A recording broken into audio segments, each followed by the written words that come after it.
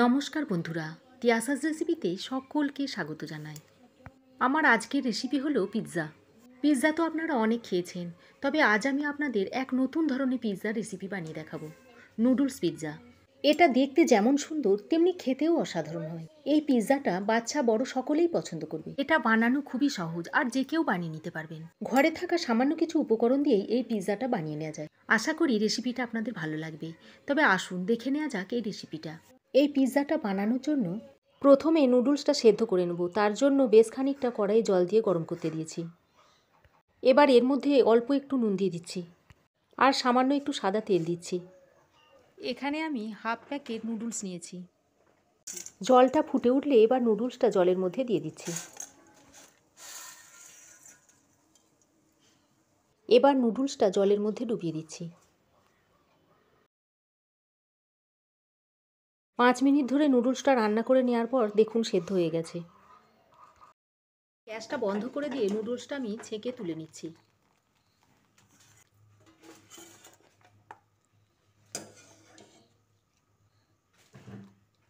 নুডলসটা আমি ঠান্ডা জল দিয়ে একবার ধুয়ে নিয়েছি। এবার এর মধ্যে দিয়ে দিচ্ছি পরিমাণ মতো নুন। একটা আলু আমি গ্রেট করে নিয়েছি, সেটা এখন দিয়ে দিচ্ছি।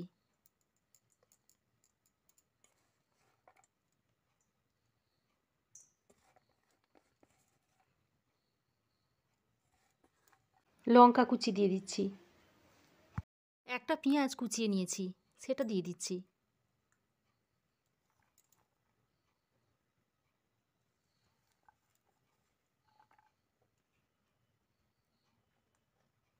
এর মধ্যে দুটো ডিম ভেঙে দিচ্ছি।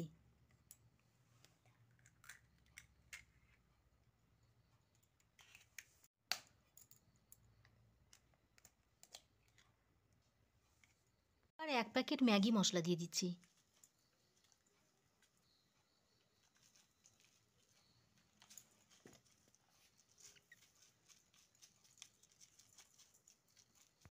এবার সমস্ত কিছু নুডলসের সঙ্গে মিশিয়ে দিচ্ছি।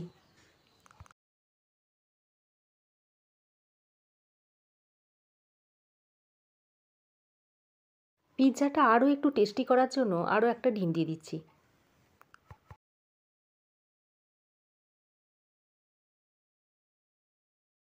এবার প্যান গরম করে সাদা তেল দিয়ে দিচ্ছি।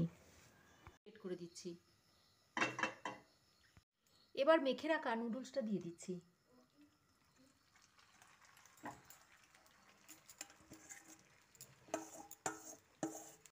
তারপর এটাকে একটা চামচের সাহায্যে সমান করে নিয়ে গোল শেপ দিয়ে নিচ্ছি। পিৎজা দেখতে যেমন হয় ঠিক সেরকম একটা শেপ দিয়ে নিতে হবে।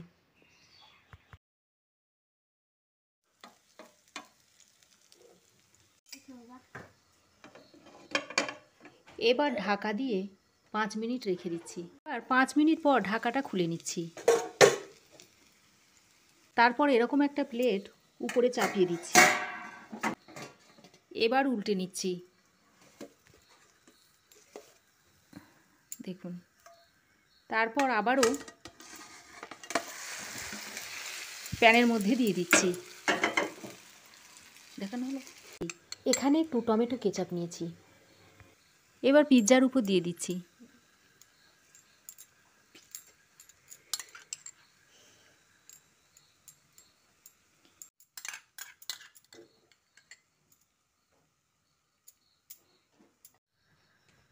একটু গোলমরিচের গুঁড়ো ছড়িয়ে দিচ্ছি।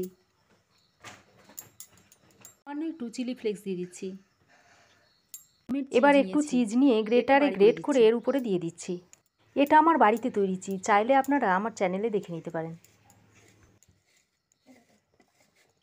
পিৎজাটা এবার একটু সাজিয়ে দিচ্ছি। কিছু ক্যাপসিকামের কুচো দিয়ে দিচ্ছি। এবার কিছু টমেটোর কুচো দিয়ে দিচ্ছি।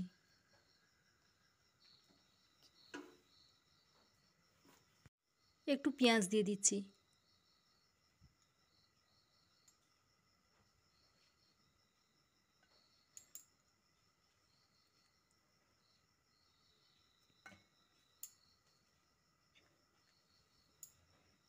এগুলো লাল লঙ্কা লম্বা করে কেটে নিয়েছি, দেখতে সুন্দর লাগার জন্য এগুলো দিচ্ছি। ভিতর থেকে এর বীজটাকে আমি ছাড়িয়ে ফেলে দিয়েছি।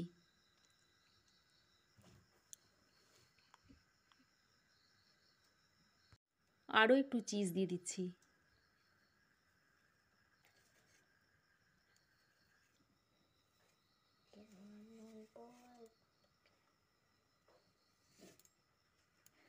এতক্ষণ গ্যাসটা অফ করে সাজিয়ে নিলাম। এবার গ্যাসটা অন করে দিয়েছি। তারপর ঢাকা দিয়ে আরও 6 থেকে 7 মিনিট রেখে দেব।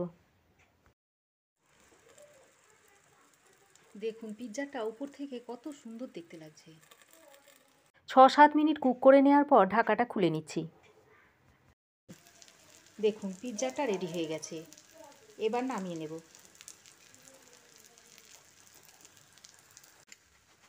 পিৎজাটা দেখুন কতটা আলগা হয়ে গেছে দেখুন। একটা প্লেটে সার্ভ করে দিচ্ছি। তো এভাবে আমার মতো করে নুডলসের পিৎজা বানিয়ে একবার দেখতে পারেন।